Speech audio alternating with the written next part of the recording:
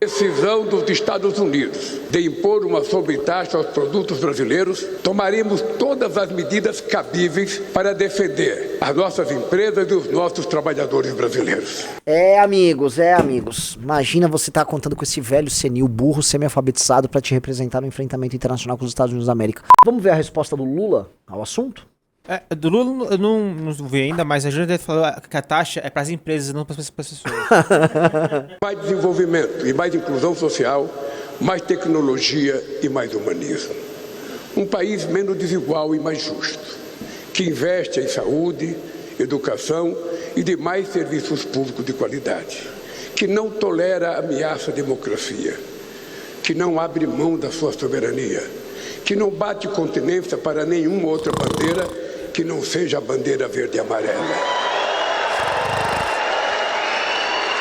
que fala de igual para igual e respeita todos os países, dos mais pobres aos mais ricos, mas que exige reciprocidade. Pausa. Uma coisa é você ter uma origem pobre, ter uma origem humilde, não ter tido educação, e você lutar contra isso ao longo da sua vida e superar isso. Outra é o cara que é milionário, participou do maior escândalo de corrupção da história do Brasil, que deve, muito provavelmente, tem que ser cuidadoso, né, que a Polícia Federal está atrás de mim, né, que deve, né, ter uma, possivelmente, ter uma fortuna aí que ninguém consegue achar, né, esse cara vir, né, e não conseguir usar os plurais, assim, com certa tranquilidade. Ele, no meio de um discurso, não consegue usar o plural, sabe? Porra, cara, sabe? Você precisa ser, tipo, analfabeto pra sempre? Esse é o ponto. Você precisa ser pra sempre analfabeto. Não houve nenhum interesse ao longo da tua vida em melhorar. Você nunca quis melhorar, porque, sabe?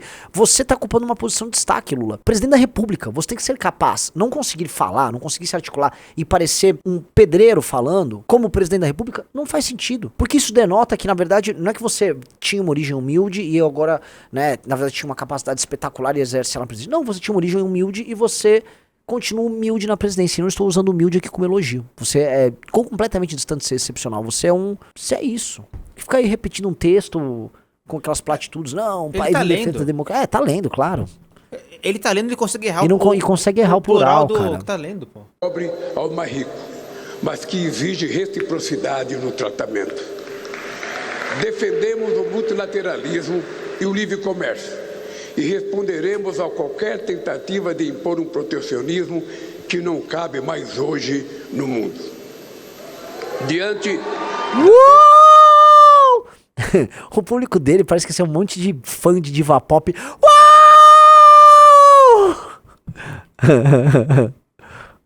Vai. Pera lá, ele falou que vai contra o protecionismo? Cara, a taxa das blusinhas foi o quê? Eles falaram literalmente que era pra que... Pra proteger a indústria nacional. É lógico. Uma indústria nacional inexistente desses produtos aqui. E qual o nome disso? Protecionismo. Porra. Aí que o Haddad fala, calma, temos outros objetivos ali. Vamos lá. Decisão dos Estados Unidos de impor uma sobretaxa aos produtos brasileiros, tomaremos todas as medidas cabíveis para defender as nossas empresas e os nossos trabalhadores brasileiros. Tendo como referência a Lei da Reciprocidade Econômica, aprovada ontem pelo Congresso Nacional, e a diretiva da Organização do Mundial do Comércio. Organização do Melhor do Comércio? Mundial. Ele não falou. Organização do Mundial do Comércio. Não parece, acho que ele falou Organização do Melhor do Comércio. Da Organização do Mundial do Comércio. Do Melhor do Comércio. Cara. Amigos. Imagina você tá contando com esse velho senil, burro, semi-alfabetizado pra te representar no enfrentamento internacional com os Estados Unidos da América. Complicada a situação. Só acho que ele é senil e tem uma equipe trabalhando e fazendo, sei lá, o mínimo do mínimo, tá? Mas esse mínimo do mínimo não tá funcionando. Eu falei que o Brasil, nessa ficção da ordem liberal internacional, ele deu muita sorte, né? Porque se a gente vivesse um mundo cão, o Brasil já estaria repartido e nacos inteiros do seu território já teriam sido tomados há muito tempo, então essa ficção nos protegeu, né? Você vê como o Lula ainda fala dentro da ficção dessa ordem liberal, quando ele fala que, veja só, nós tratamos o país mais rico e mais pobre do mesmo respeito, a gente respeita. Cara, o ponto é o seguinte, cara, a partir do momento que pintar algum país mais forte e rugir pra gente, a gente não tem o que fazer. Essa é a real. Quando um país mais rico, mais poderoso rugir pra gente, a gente vai ter que botar o rabinho entre as pernas. Venhamos e convenhamos, senhor Rafael Almeida Riso, saiu barato pro Brasil essa história. Barato demais. E mais, pra quem imaginava que o governo Donald Trump iria iniciar uma espécie de uma cruzada pra ajudar seu aliado Jair Messias Bolsonaro aqui no Brasil, não foi isso que rolou. Tá, a tarifa de 10% saiu de graça, tá? Se eu for comparar o que fizeram com países do leste asiático, o Vietnã, se eu não me engano, o tarifaço lá foi na casa dos 60%, tá? Só pra gente entender direitinho, tá? O Vietnã, ele exporta boa parte dos produtos de malharia, de roupa, né? De confecção que grandes empresas americanas, né? Grandes marcas americanas utilizam, então você vai gerar um impacto, assim, muito grande sobre eles. Ó, Vietnã 46%, se eu não me engano, Camboja mais 49%. Complicada. Tá, complicada a situação nesses lugares. Pro Brasil, eu volto a repetir, pro Brasil a coisa foi tão tranquila que o Brasil basicamente ficou com o mesmo status da Argentina, que é de um aliado que é o Milei. Não é que os Estados Unidos são aliados do Milei, o Milei é vassalo dos Estados Unidos. E essa é a forma como os Estados Unidos conduz a relação deles com seus supostos aliados na América do Sul e em outros lugares que eles consideram periféricos. Você é um vassalo. O Trump faz esse trabalho, até porque é importante pro Trump fazer esse trabalho para demonstrar esse caráter imperial dele, né? Ele quer um beijamão, ele quer que você vá lá, beija a mão dele, se humilhe e aí seja um aliado local dele. É uma relação de vassalagem. Não que ele não tenha suas contrapartes, tá? Não que não tenha, e não que não virão contrapartes pro Milei, especiais por ser um vassalo. A questão só é que às vezes as pessoas romantizam certas coisas. O Brasil ainda é, a despeito de todos os seus problemas, um país que é relevante em certa medida, não apenas no comércio internacional, mas também relevante no cenário internacional. O Brasil é o maior país da América do Sul, é um país que pode ficar na zona de influência da China, então o Brasil tem que saber, os Estados Unidos têm que saber jogar o jogo com o Brasil. Então tá todo mundo comentando que saiu barato. O Lula respira lá, né? Oh meu Deus, tô dando uma respirada aliviada aqui, tá? E o Itamaraty comemora dizendo que foi uma grande manobra. Tanto que lá no Twitter o pessoal do Itamaraty tá falando, não, houve um telefonema, tá? Com o representante comercial lá da Casa Branca e tal. E nós tivemos dando a entender que o Itamaraty negociou e trabalhou bem a conversa com o governo americano. E as coisas rolaram tranquilo ali. Tá?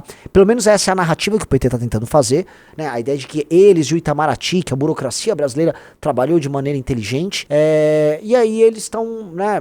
Beleza, o Brasil não foi punido, veja só como esse governo sabe negociar. E do outro lado, eu vou falar, os bolsonaristas estão vindo com uma narrativa um tanto quanto ilusória. Vamos ler a primeira versão do PT, não do PT, mas do Itamaraty, para entender como é que o Itamaraty tá querendo jogar o jogo. Olha só, medidas comerciais adotadas pelo governo dos Estados Unidos. O governo brasileiro lamenta a decisão, blá blá blá blá. Nova medida como as demais tarifas já impostas aos setores do aço, alumínio e automóveis, como eu já citei, viola os compromissos dos Estados Unidos perante a OMC e impactará todas as exportações brasileiras. Segundo dados do governo americano, o superávit comercial do Brasil em 24 foi da ordem de 7 bi somente em bens. Somente somados bens e serviços, o superávit chegou a 28,6 bi. Trata-se do terceiro maior superávit comercial daquele país em todo o mundo. Ou seja, o que o governo brasileiro está falando, a relação que vocês têm com a gente, vocês têm um puta superávit. Uma vez que os Estados Unidos registrem recorrentes e expressivos superávites comerciais em bens e serviços com o Brasil ao longo dos últimos 15 anos, totalizando 410 bi, a imposição lateral de tarifa linear adicional de 10% ao Brasil com a alegação de necessidade de se restabelecer o equilíbrio e a reciprocidade comercial não reflete a realidade. Em defesa dos trabalhadores das empresas brasileiras, à luz do o Brasil buscará em consulta com o setor privado defender os interesses dos produtores nacionais junto ao governo americano.